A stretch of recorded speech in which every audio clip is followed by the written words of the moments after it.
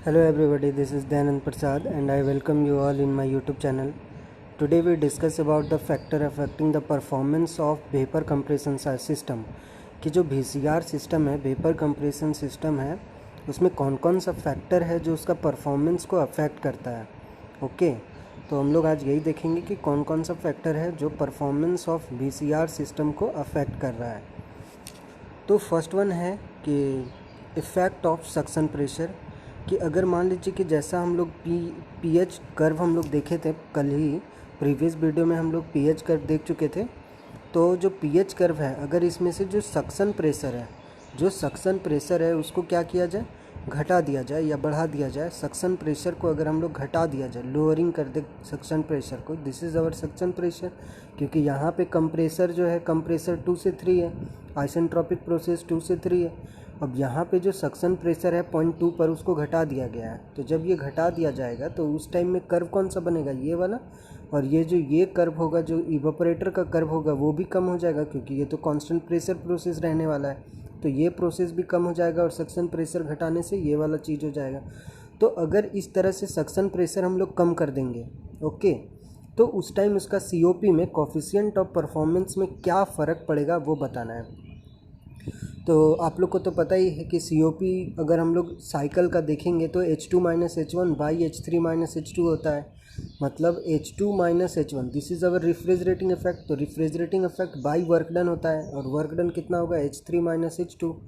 H3 - H2। अगर हम लोगों ने क्या किया कि सक्शन प्रेशर को घटा दिया है, ये वाला हो गया, मतलब 1 -, 2 और 3 और 4, ये अपना साइकिल अगर बन जाएगा, तो उस टाइम में क्या होगा कि हम लोग एफिशिएंट COP कैसे निकाल सकते हैं, H2 - H1 by H3 - H2।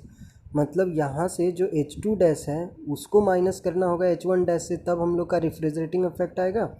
और H3 से माइनस करेंगे H2, तब जा करके अपना वर्क डन आएगा। तो अगर इस तरह का चीज़ हो जाए तो उस टाइम क्या होगा, COP अब बढ़ गया यहाँ पे या फिर घट गया, और घटा तो कैसे घटा और बढ़ा तो कैसे बढ़ा। ठीक है, तो ये चीज़ अगर पूछा जाए तो बताइए, आप लोग सोचिए कि COP बढ़ा या घटा। तो हम लोग क्या देख रहे हैं, अगर फिगर को ध्यान से देखिएगा तो हम लोग का COP क्या होता है कि ऊपर में रिफ्रिजरेटिंग इफेक्ट का डायरेक्टली प्रोपोर्शनल होता है और वर्क डन का इन्वर्सली प्रोपोर्शनल होता है। यही होता है ना, वर्क डन का इन्वर्सली प्रोपोर्शनल होता है और रिफ्रिजरेटिंग इफेक्ट का डायरेक्टली प्रोपोर्शनल होता है। और यहाँ पे हम लोग देख रहे हैं कि रिफ्रिजरेटिंग इफेक्ट जो H2 - H1 होता था, वो कम होकर के H2 - H1 हो गया। चूँकि यहाँ का टम्परेचर कम हो गया, तो जा कर के यहाँ क्या होगा कि हम लोगों का यहाँ का अगर हम लोग प्रेशर कम कर देंगे, 2 का प्रेशर कम कर देंगे, तो कर्व यहाँ पहुँच गया। अगर कर्व यहाँ पहुँच गया तो रिफ्रिजरेटिंग इफेक्ट क्या होगा, एरिया अंडर द कर्व। तो ये जो H1 से लेकर के, मतलब पॉइंट नंबर 1 से लेकर के जो पॉइंट नंबर 2 था, इसी के बीच में जो एरिया यहाँ पे बचेगा, this area is called refrigerating effect. अगर आप लोग देखे होंगे पिछले क्लास में मैं डिस्कस किया था कि अगर हम लोग को रिफ्रिजरेटिंग इफेक्ट निकालना है तो area under the curve, this is our refrigerating effect, है ना। अभी जो नया कर्व जो बन गया वो ये रिफ्रिजरेटिंग इफेक्ट हो गया। और पहले क्या रिफ्रिजरेटिंग इफेक्ट था, तो पहले जो रिफ्रिजरेटिंग इफेक्ट था वो ये वाला इंक्लूड था, उसमें ये पोर्शन पूरा रिफ्रिजरेटिंग इफेक्ट था ना, इसमें ये वाला पोर्शन भी इंक्लूड था। तो अभी यही बोल रहा है कि रिफ्रिजरेटिंग इफेक्ट अब क्या हो गया, कम हो गया रिफ्रिजरेटिंग इफेक्ट। और जो वर्क डन है, कंप्रेसर वर्क, अगर आप ध्यान से देखिएगा तो 2 से 3 अगर ये वाला पोर्शन रहता वर्क डन, तो ये क्या था, कंप्रेसर वर्क डन कम था। अब जब हम लोग प्रेशर को कम कर दिए हैं तो कंप्रेसर वर्क डन बढ़ जाएगा। कंप्रेसर वर्क डन बढ़ जाएगा तो हम लोग क्या कर सकते हैं कि सक्शन प्रेशर को कम नहीं करना है। कम अगर ज़्यादा कर दिए तो COP परफॉर्मेंस घट जाएगा। ओके, तो यही हम लोग को कंक्लूड हुआ, क्योंकि कंप्रेसर वर्क डन का इन्वर्सली प्रोपोर्शनल होता है COP, और सक्शन यहाँ पे रिफ्रिजरेटिंग इफेक्ट का डायरेक्टली प्रोपोर्शनल होता है। तो रिफ्रिजरेटिंग इफेक्ट चूँकि कम हो गया और कंप्रेसर वर्क डन बढ़ गया, और कंप्रेसर और रिफ्रिजरेटिंग इफेक्ट कम हो गया, इसीलिए अपना COP कम हो जाएगा। तो उसी चीज़ को यहाँ पे लिखा हुआ है कि this shows that the refrigerating effect is decrease. Refrigerating effect क्या हो रहा है, डिक्रीज हो रहा है, and work required is increase, और वर्क डन इंक्रीज हो रहा है। ओके, तो the net effect is to reduce the refrigerating capacity of the system with the same amount of refrigerating flow and the COP। COP आप same रखिएगा तो हम लोग का क्या होगा कि उसका रेफ्रिजरेटिंग कैपेसिटी कम हो जाएगा, ठीक है।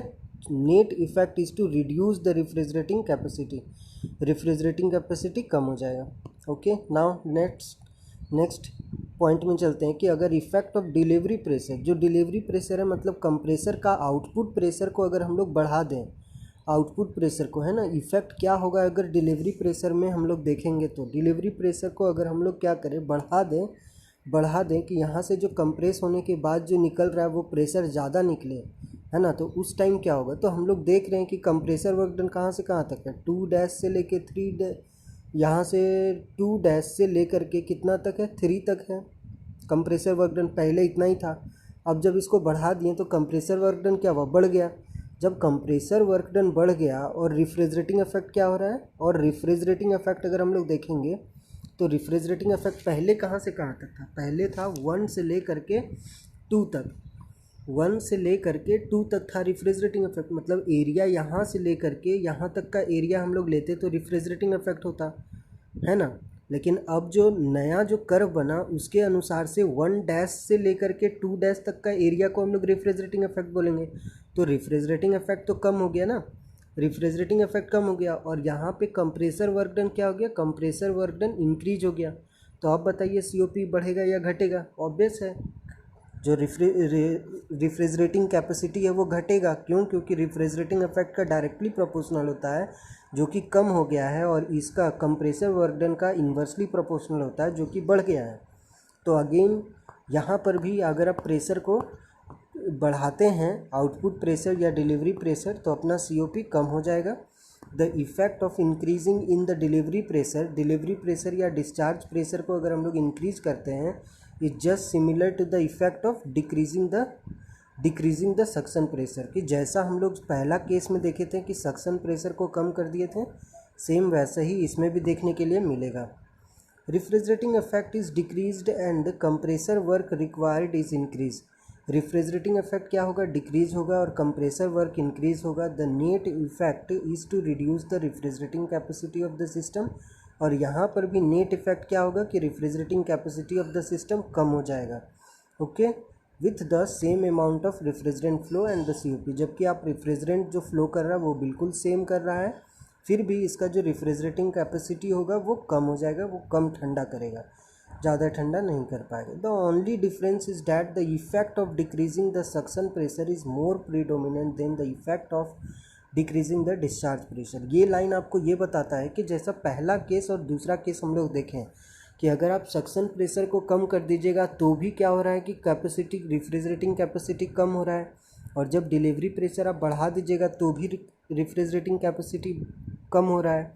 तो दोनों में कौन सबसे ज़्यादा कम हो रहा है, तो पहला वाला केस में जो था, जो हम लोग सक्शन प्रेशर कम किए थे, उस केस में ज़्यादा प्रीडोमिनेंट होगा, मतलब वहाँ पे परफॉर्मेंस सबसे ख़राब होगा, ठीक है, सबसे कम मिलेगा परफॉर्मेंस ऑफ रेफ्रिजरेटर। ओके, मतलब फर्स्ट और सेकेंड दोनों केस को कंपेयर किया गया है। अब नाउ हम लोग थर्ड केस देखते हैं कि इफ़ेक्ट ऑफ सुपर हीटिंग, कि सुपर हीट अगर हम लोग कर देते हैं उस टाइम क्या होगा। तो जब हम लोग देखेंगे सुपर हीट करना मतलब क्या होता है कि यहाँ 1 से 2 इवापोरेटर से निकला, तो 2 से निकलने के बाद यहाँ से कि लिक्विड लाइन क्या है, वेपर लाइन कौन सा है, ये लाइन की वेपर लाइन है।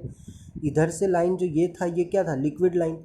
तो वेपर लाइन से पहले, उस वेपर लाइन के बाद में भी उसमें हीट देना है, और हीट देने के बाद अब जा कर के उसमें हम लोग फेस चेंज करा रहे हैं, अब जाके उसको कंप्रेस कर रहे हैं। तो अब क्या हो रहा है, ये सुपर हीट हो चुका, क्योंकि यहाँ वेपर लाइन तो यहीं तक है, तो वेपर लाइन से बाहर चला गया, तो अब ये क्या हुआ, सुपर हीट हो गया।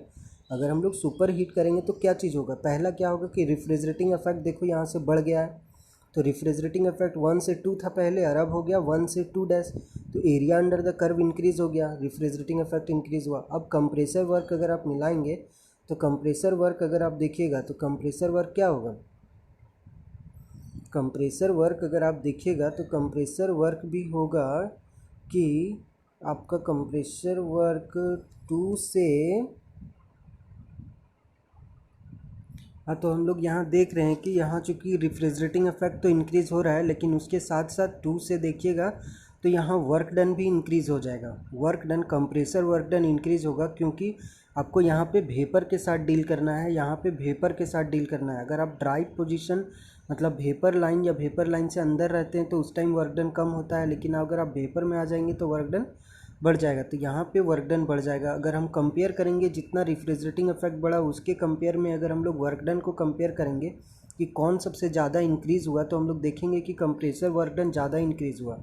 जब कंप्रेसर वर्क डन इंक्रीज़ होगा रेफ्रिजरेटिंग इफेक्ट के कंपेयर में, तो COP क्या होगा, COP कम हो जाएगा, है ना, COP कम हो जाएगा। तो यहाँ लिखा हुआ है कि since the increase in work is more, जो कंप्रेसर वर्क है वो ज़्यादा इंक्रीज़ हुआ as compare to the increase in refrigerating effect. किसके कंपेयर में, increase in refrigerating effect. Therefore overall effect of super heating is to give a low value of COP। इसीलिए अगर हम लोग सुपर हीटिंग करते हैं तो भी हम लोगों को कम COP मिलता है। ओके, COP कम ही मिलेगा आपको, ज़्यादा नहीं मिलेगा।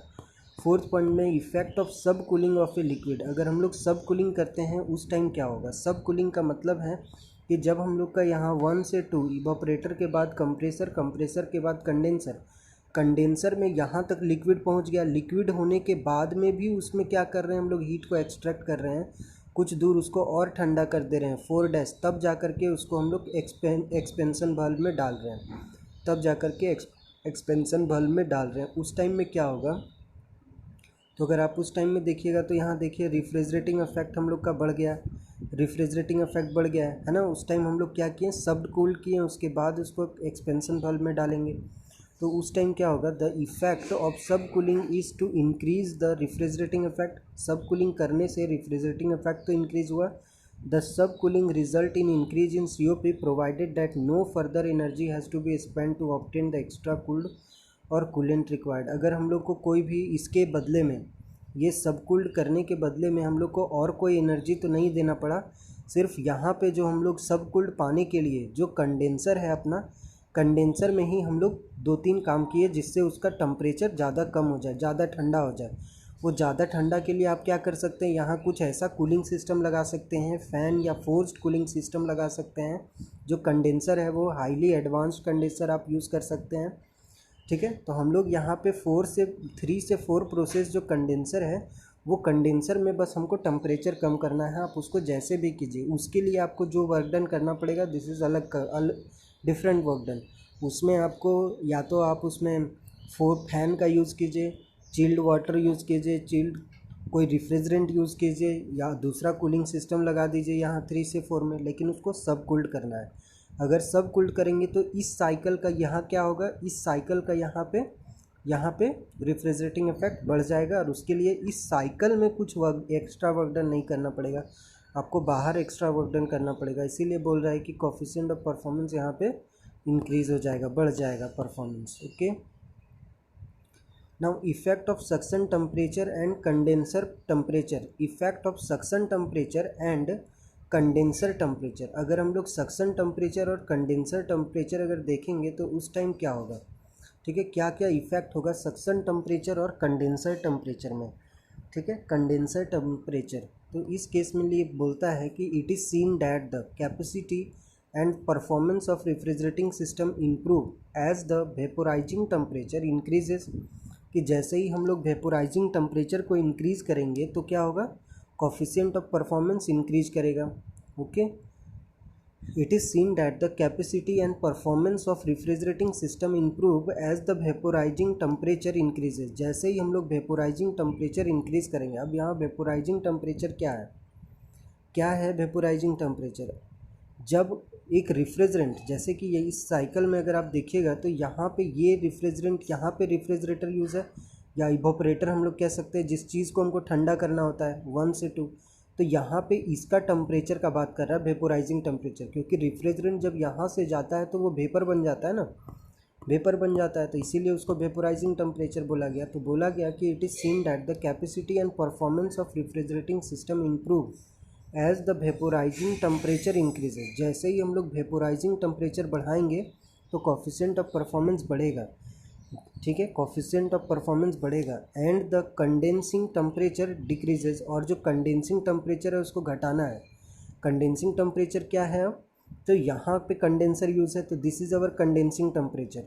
कि यहाँ से जैसे यहाँ ठंडा कर रहा है, तो यहाँ से जैसे अभी हम लोग क्या बोले, सब कूल्ड किए थे, सब कूल्ड किए थे ना, तो उसका क्या, सब कूल्ड करने पर क्या हुआ, टेम्परेचर डाउन हुआ। तो यहाँ पे बोला क्या कि 3 से 4 में आपको यहाँ सबकूल्ड करना ही पड़ेगा, सबकूल्ड करना पड़ेगा। अगर आप सबकूल्ड कीजिएगा तब जा कर के, सबकूल्ड अगर आप करते हैं, सबकूल्ड करते हैं, या फिर आप यहाँ का टेम्परेचर अगर आप घटाते हैं, कंडेंसर टेम्परेचर अगर आप जितना ज़्यादा घटाएंगे उतना ज़्यादा अच्छा होगा। कंडेंसर टेम्परेचर आपको घटाना है और यहाँ का टेम्परेचर आपको बढ़ाना है, 1 से 2 का टेम्परेचर बढ़ाना है कि वो ज़्यादा से ज़्यादा हीट लेकर के जाए यहाँ से, और यहाँ पे ज़्यादा से ज़्यादा हीट बाहर छोड़ दे।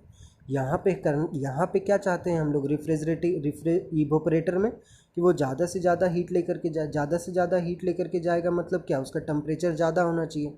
और यहाँ पे जब कंडेंसर में है तो उसका हम लोग क्या चाहेंगे कि वो जितना ठंडा हो, सब कुल जितना ठंडा उतना ज़्यादा हीट यहाँ से लेगा ना, तो वो ज़्यादा से ज़्यादा ठंडा करना चाहेंगे। तो समझ में आ रहा है आपको अभी? तो यहाँ पे लिखा गया है कि if it is seen that the capacity and performance of refrigerating system improve, performance improve होगा as the vaporizing temperature increases. जब वेपोराइजिंग टेम्परेचर को हम लोग इंक्रीज़ करेंगे मतलब ये ज़्यादा से ज़्यादा हीट लेकर के जाएगा, एंड कंडेंसर टेम्परेचर डिक्रीजेज। और कंडेंसर टेम्परेचर डिक्रीज होने का मतलब है कि ज़्यादा से ज़्यादा हीट को कंडेंसर में दे करके आएगा। तो जो जितना ज़्यादा हीट दे करके आएगा उतना अच्छा यहाँ पे अपना वेपोराइजिंग टेम्परेचर उसका उतना ज़्यादा अच्छा होगा, ताकि वो ज़्यादा से ज़्यादा हीट ले पाए। होप आप समझ गए होंगे। Thus refrigerating system should always be design to operate at highest possible vaporizing temperature and lowest possible condensing temperature. इसीलिए जितना भी रेफ्रिजरेटिंग सिस्टम है उसको इस तरह से डिज़ाइन किया जाता है कि वो हाईएस्ट पॉसिबल वेपोराइजिंग टेम्परेचर हो उसका, क्या हो, हाईएस्ट पॉसिबल वेपोराइजिंग टेम्परेचर हो उसका, और लोएस्ट पॉसिबल कंडेंसिंग टेम्परेचर हो, और उसका लोएस्ट पॉसिबल कंडेंसिंग टेम्परेचर हो। कंडेंसिंग टेम्परेचर क्या होना चाहिए, लोएस्ट होना चाहिए, ताकि वो ज़्यादा से ज़्यादा हीट दे पाए, और हाईएस्ट वेपोराइजिंग टेम्परेचर होना चाहिए COP, तब जाके इसका इंक्रीज़ होगा। होप आपको आज का क्लास अच्छा लगा होगा। Thanks for the listening, as always God bless you all. मिलते हैं, stay at home, keep learning, thank you.